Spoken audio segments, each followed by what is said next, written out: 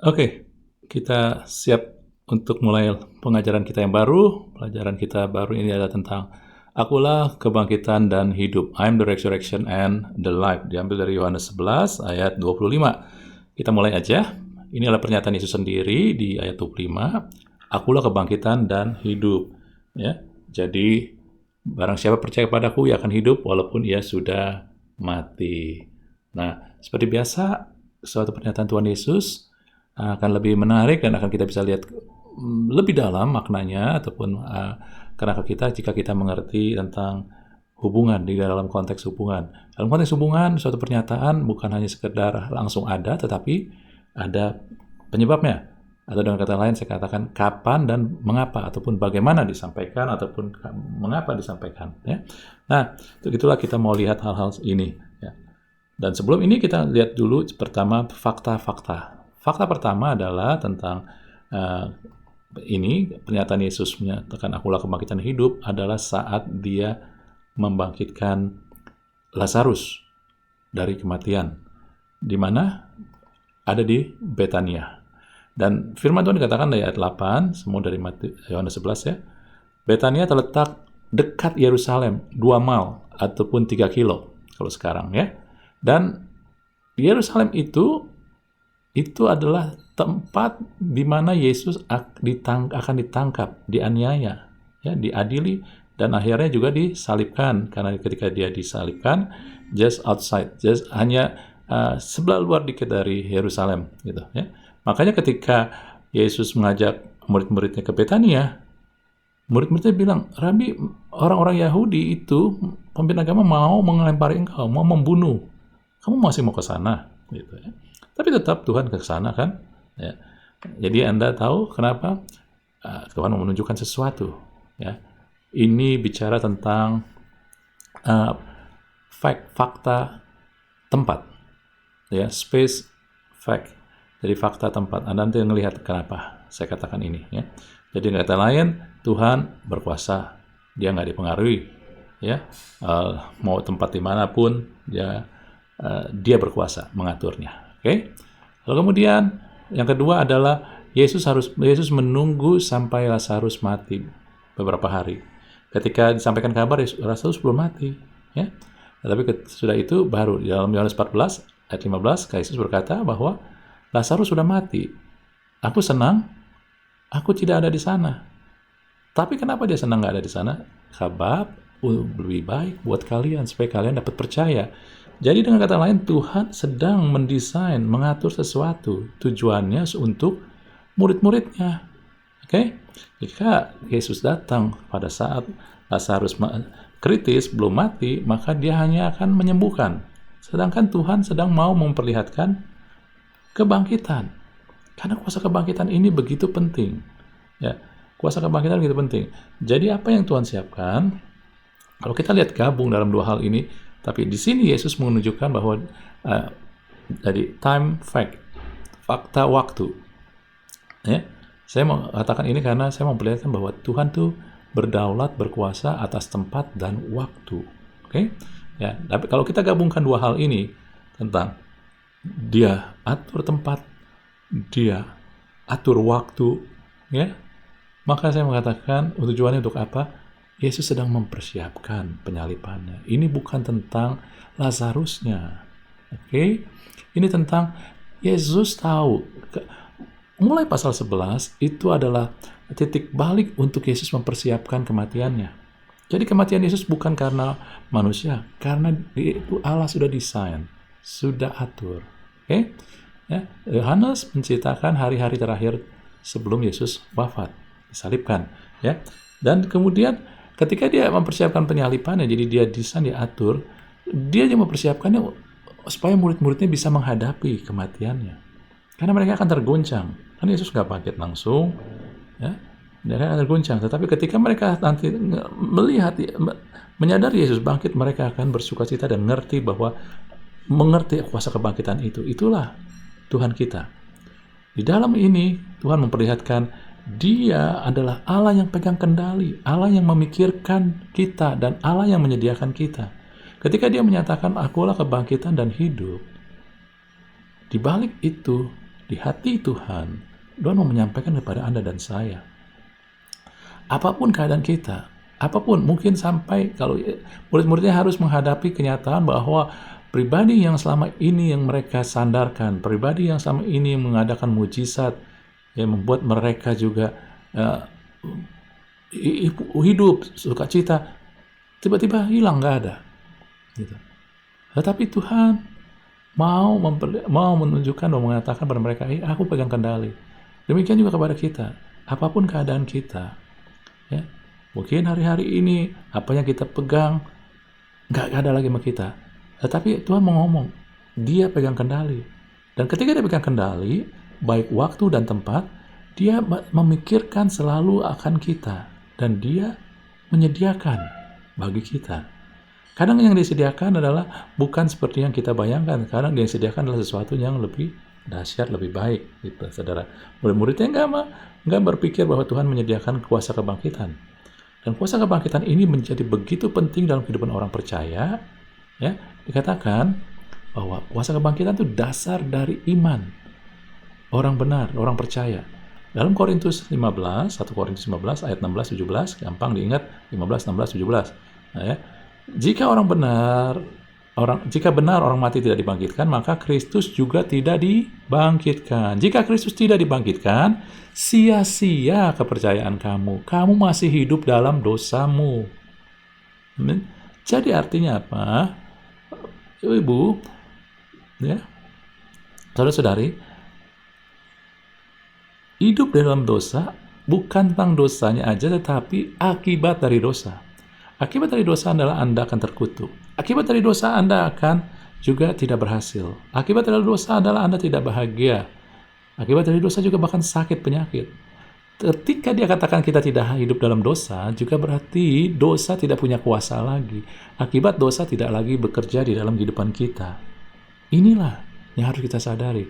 Kuasa kebangkitan memberikan kita hak legal untuk kita hidup berkemenangan, disembuhkan, berhasil, anak cucu kita juga diberkati. Ini dia, ya. Bukan hanya tentang bangkit tidak bangkit, mayatnya tidak ada, bukan. Kita masih butuh pakai tubuh jasmani. Kalau secara fisik nanti setelah Yesus datang kedua kali kita akan dibangkitkan, tetapi secara kuasa kebangkitan legal Anda punya hak untuk hidup di dalam kuasa kebangkitan saat ini. Nah, benar ketika Yesus mati secara fakta, Yesus disalib, Dia mempersembahkan korban untuk menebus kita. Tetapi secara legal, ketika Yesus bangkitlah, kita dinyatakan hidup tidak ada dalam dosa lagi. Kuasa tidak berkuasa atas kita lagi. Amin. Ya. Jadi Anda melihat betapa luar biasanya kuasa kebangkitan ini, yaitu melepaskan kita hidup kehidupan ataupun kuasa dosa, sehingga Anda dan saya tidak lagi dalam kegagalan, tidak lagi dalam kutuk, tidak lagi dalam hidup sakit penyakit, tapi dalam kemurahan kuasa Tuhan, kesembuhan, kebahagiaan, kemenangan, keberhasilan. Amin. Nah, sekarang yang ketiga, fakta yang ketiga adalah ketika Lazarus bangkit, saya percaya dia tidak bau. Anda bayangkan, 4 hari dia mati, pasti organ-organ dalamnya sudah hancur. Levernya udah meleleh mungkin. Paru-parunya sudah meledak. Kalau dia bangkit langsung dia pakai paru-paru yang lama, jantung yang lama, otak yang lama, dia jadi zombie. Oke? Tapi enggak. Dia bangkit, dia keluar, dia jalan sendiri. Dia punya kemampuan sendiri. Ya. Dan saya percaya dia nggak bau jadinya. Oke. Nah, bicara apa sih? Ini bicara sama. Kuasa kebangkitan bukan memulihkan Anda, tetapi menjadikan Anda baru. Kenapa? Karena banyak sekali dalam kehidupan kita yang tidak bisa kita perbarui lagi, yang tidak bisa kita pulihkan lagi. Ya. Dalam kehidupan kita banyak sekali yang kita tidak bisa bereskan, benarkan lagi. Nah, kuasa kebangkitan memberikan Anda kehidupan yang baru. Makanya kebangkitan adalah satu dengan hidup. Dengan kata lain, Yesus katakan, akulah kebangkitan dan akulah hidup baru kamu. Oke? Nah, disinilah kita semua mempunyai kematian dalam kehidupan kita. Nah, kematian itu menyebabkan bau. Ya, bau kematian saya katakan akibat dari dosa. Ya, akibat dari dosa. Nah, lalu karena iman kita kepada Yesus, kita dibangkitkan. Nah, ketika kita dibangkitkan, kita dijadikan baru, new life. Ya, tidak ada lagi bau dosa. Dosa tidak berkuasa lagi. Anda tidak lagi dalam kutuk, tidak lagi dalam kegagalan, tidak lagi dalam sakit penyakit. Ya. Lalu kemudian Anda diberikan tujuan yang baru, new purpose. Jadi inilah kuasa kebangkitan yang kita miliki.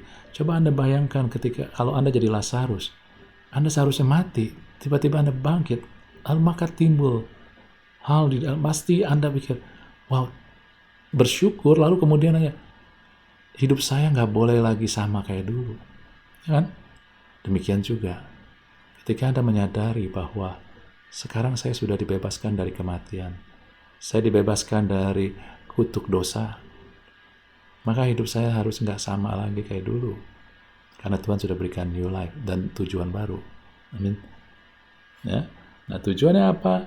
Anda nanti akan bisa ngelihat nanti pelajaran lain tentang tujuan, ya. Tetapi Anda ngelihat bahwa ketika Yesus menyatakan bahwa dialah kebangkitan dan hidup, dia mau ngomong kepada kita. Dari hatinya dia mau bicara sama kita. Hei, anakku, aku pegang kendali dalam hidupmu. Kalau keadaan sepertinya berantakan, aku terpegang kendali. Dan aku terus mau menuntun. Ya? Tuhan gak mau kita gak mengerti. Kadang gak selalu secepat itu kita bisa mengerti. Tuntunan selalu berbicara bukan seketika. Tuntunan tuh bisa panjang, ya. Lalu dia mengatakan, aku menyediakan segala sesuatu sehingga kamu hidup berkemenangan, ya. Sehingga Tuhan menyediakan kita supaya kita bisa memiliki kehidupan yang baru, tujuan yang baru. Kehidupan yang baru, kehidupannya bagaimana? Kehidupan yang tidak dikuasai dosa. Kalau tidak dikuasai dosa bukan tidak bisa berbuat salah, Bapak Ibu. Tapi dosa tidak bisa berkuasa. Akibat dosa tidak berkuasa lagi sama kita. Karena kuasa pengorbanan Tuhan Yesus itu dahsyat luar biasa. Dan Anda akan memiliki tujuan baru. Oke? Pasti sama seperti Lazarus ketika Anda ngerti tentang apa yang Tuhan sediakan di dalam kebangkitan dan hidup ini. Anda nggak akan mau sembarangan dengan hidup kita lagi. Oke? Nah, sekarang pertanyaan yang kedua, mengapa atau bagaimana supaya saya terhubung dengan kuasa kebangkitan? Kita ngelihat dari reaksi Marta dan Maria. Kita bandingkan. Ketika Marta mendengar Yesus datang, dia mendapatkan. Dia katakan, wah Tuhan, kalau engkau ada di sini, pasti tidak, saudaraku tidak mati. Gitu. Yesus katakan, saudaramu akan bangkit. Tapi Marta berkata, aku tahu ia akan bangkit pada akhir zaman. Yesus berkata, akulah kebangkitan hidup. Ya. Lalu pada akhirnya Yesus berkata, percayalah engkau akan hal ini. Ya. Nah, Anda lihat sendiri. Marta bilang, aku tahu ya bangkit. Pada waktu itu, ya, paham tentang kebangkitan orang mati di akhir zaman, sudah mereka tahu. Orang Farisi percaya, dan Marta pun percaya. Dengan kata lain, ketika Marta ngomong begini, Marta mau kasih unjuk bahwa dia tahu, dia percaya pada doktrin, pada ajaran itu. Banyak orang-orang Kristen, orang-orang percaya hari-hari ini hanya sekedar percaya pada apa yang diajarkan. Tapi pertanyaan Yesus bukannya kamu percaya pada apa yang diajarkan. Akulah kebangkitan hidup, percayakah engkau akan hal ini? Percayakah engkau akan aku? Yang Yesus mau, percaya enggak kamu kepada dia? Bukan doktrin, bukan ajaran. Anda bisa percaya kepada ajaran, tapi belum tentu Anda percaya kepada dia. Percaya kepada Tuhan adalah berbicara tentang masalah hubungan, bukan doktrin. Dan kita lihat pada apa yang terjadi pada Maria. Ketika Maria melihat Yesus, tersungkurlah ia di depan kaki Yesus. Dan Anda tahu sendiri ceritanya. Yesus langsung tergerak untuk membangkitkan. Nah, saya tertarik pada kata tersungkur. Tapi ingat Tuhan, banyak orang katakan kita harus tersungkur di hadapan Tuhan.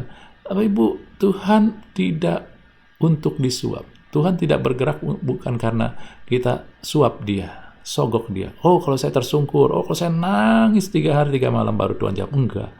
Tapi kita ngelihat di sini. Coba Anda bayangkan, ya. Anda bayangkan, kalau Anda sedang down, Anda sedang benar-benar terpukul sekali, Anda sedang hancur sekali. Tiba-tiba ada teman dekat Anda percaya, Anda tahu dia baik dan dia care sama Anda.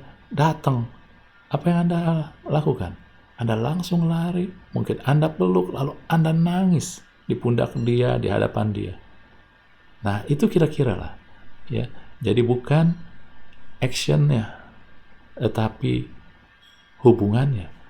Tersungguh di sini memperlihatkan Maria punya hubungan. Maria melihat Yesus itu ada pribadi yang terhubung sama dia, yang spesial, yang ngerti dia, yang peduli sama dia. Ini dia.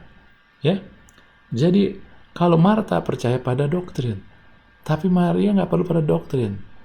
Ya, mungkin doktrin penting, tetapi bukan segalanya. Yang pertama datang adalah hubungan. Ya, jadi dengan kata lain, kuasa kebangkitan bekerja di dalam hubungan pribadi. Bukannya hubungan biasa-biasa saja.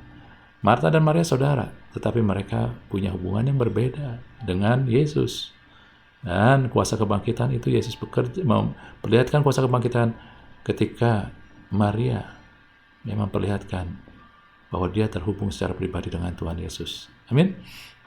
Jadi kembali saya ingatkan, pernyataan Yesus bahwa dia adalah kebangkitan dan hidup adalah isi hati Tuhan untuk ngomong pada Anda bahwa dia pegang kendali atas hidup kita.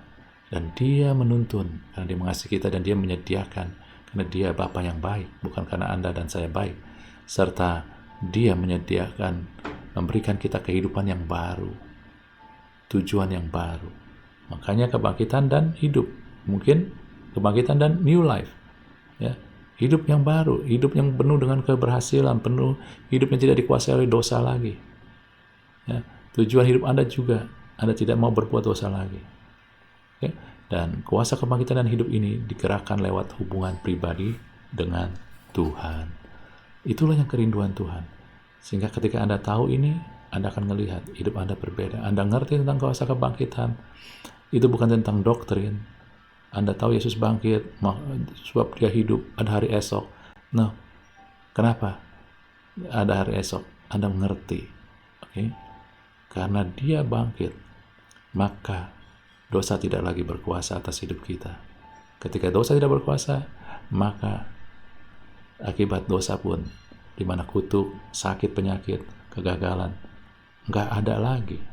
Oke? Itulah Tuhan kita. Semoga semakin mendekatkan kita kepada Tuhan dan membuat kita semakin kokoh di dalam Tuhan. Terima kasih.